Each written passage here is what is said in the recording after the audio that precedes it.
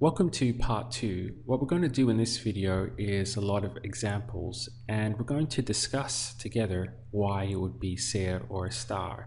So I'm just going to give you a simple phrase in English, and then you decide first on your own by pausing the video whether you would choose ser or estar, and then I'll give you the answer and we'll talk about the reason why. And through doing lots of examples in this way, it should help to make this issue of ser and estar even more clear. First up, we have I'm a doctor. So would you use ser or estar here? This would be ser because it's identity. I'm frustrated today. Again, ser or estar. This would be estar because being frustrated is an emotion. Now I'd like you to look at the following examples, and we're going to talk through these together. We have I am busy now. So this doesn't really fit in to our rules that we're holding on to so far, because being busy is not your identity, and being busy is not an emotion either. But this phrase suggests a kind of transitory state of being, that right now you're busy, or today you're busy. It's not a permanent thing, a permanent characteristic of your personality, for example.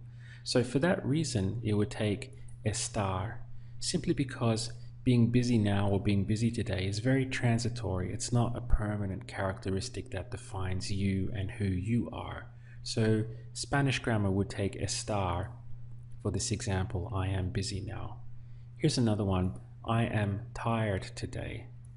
Okay, so we're not saying that we're tired all the time. It's just that today we had a particularly hard day at work and we're feeling tired. So again, it would take estar because it's transitory.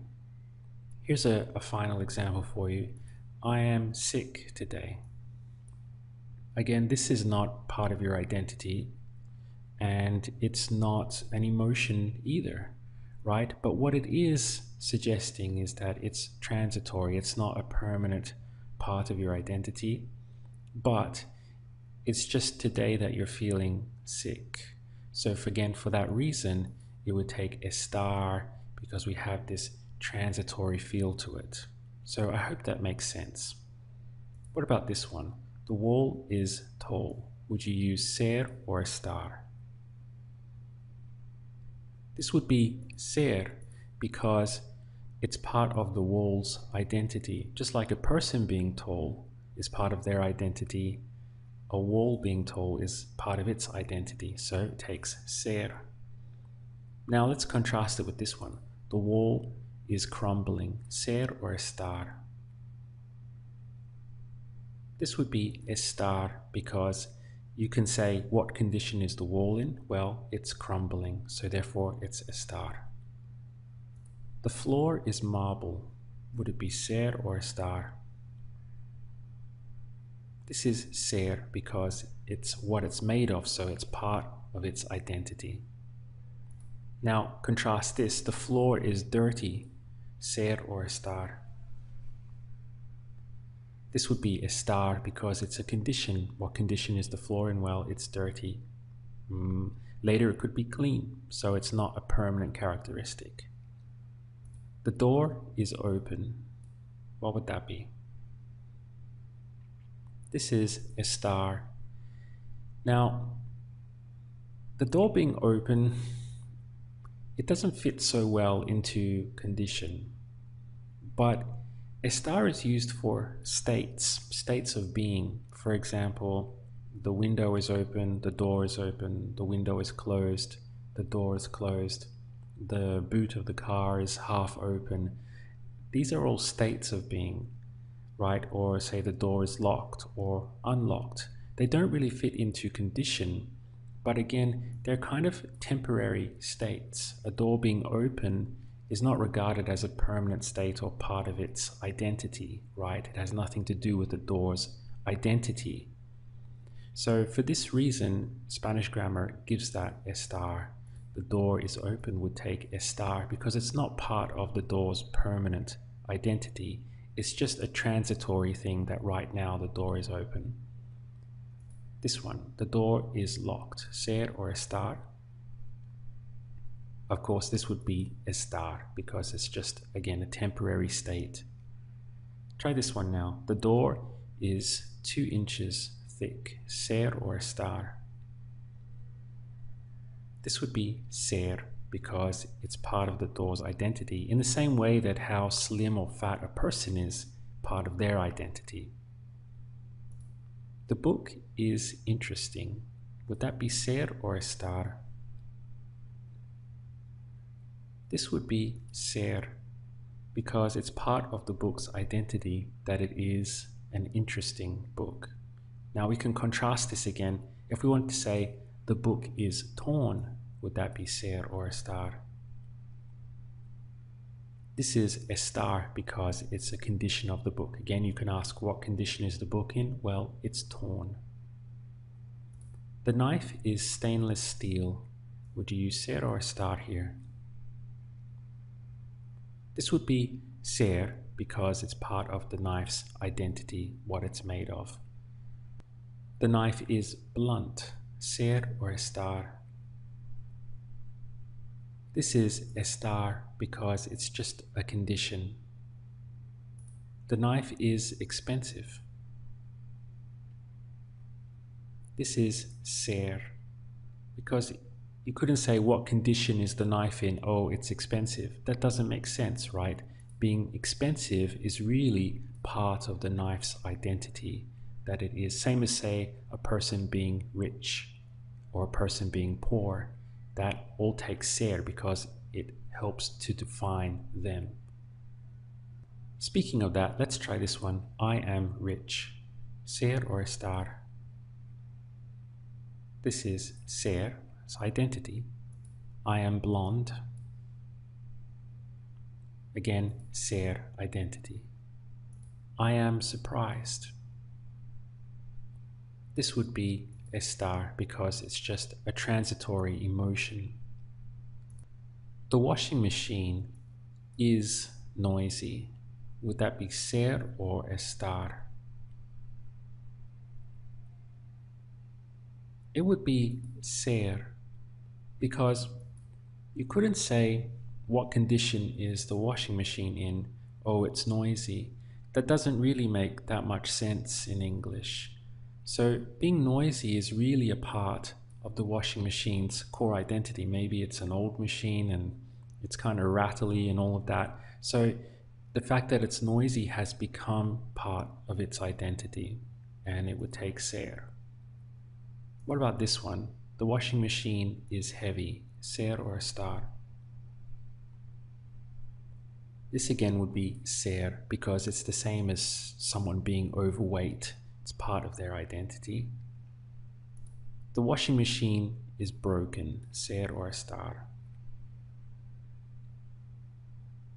This would be now estar because it's a condition. What condition is the washing machine is? Well, it's broken.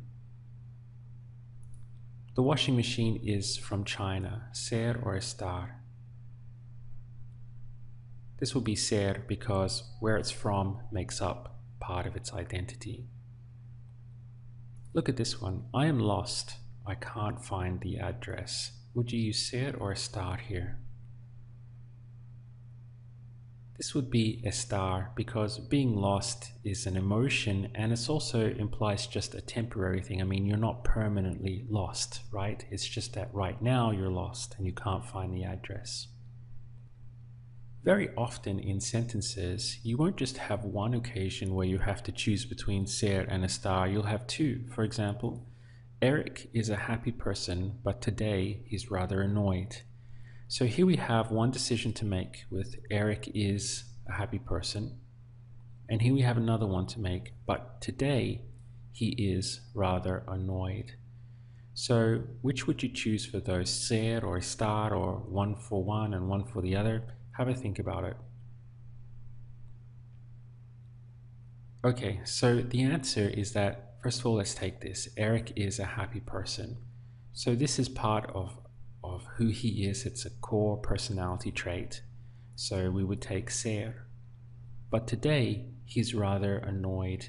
Now this is going to be estar because it's just a transitory thing that today he's feeling annoyed. So we have ser and then estar. Sometimes we have to think more deeply about the issue of ser and estar, and I'm going to give you some examples now so that we can talk about it. If we have she is pretty, so a simple sentence, a simple phrase, would you use ser or estar here? This would be ser because it's her, makes up part of her identity, how people perceive her, that she's a pretty girl.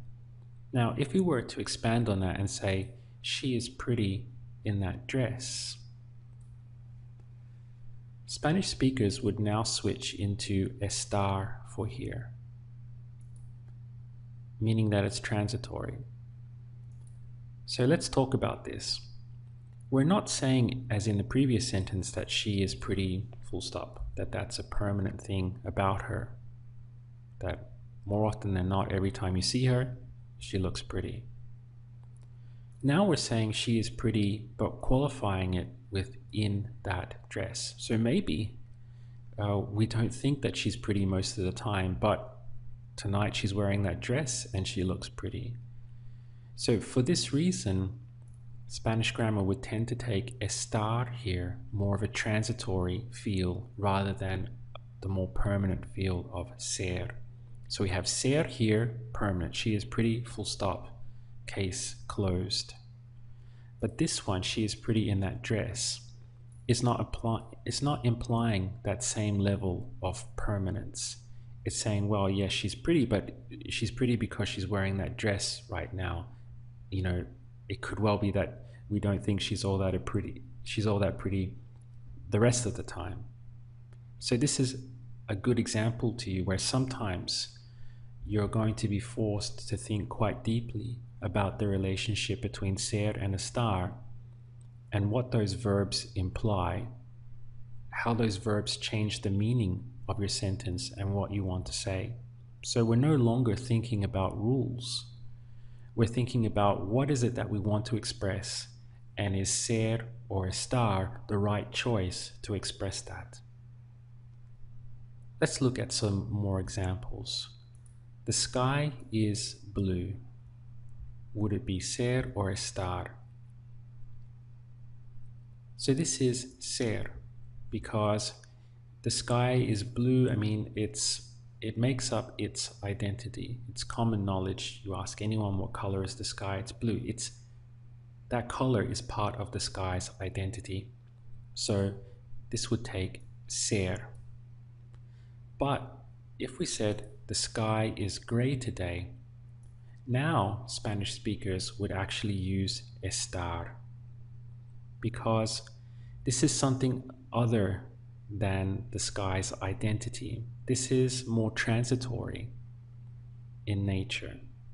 And Spanish grammar doesn't care if you live in a country where 10 months of the year it's cloudy and the sky looks gray.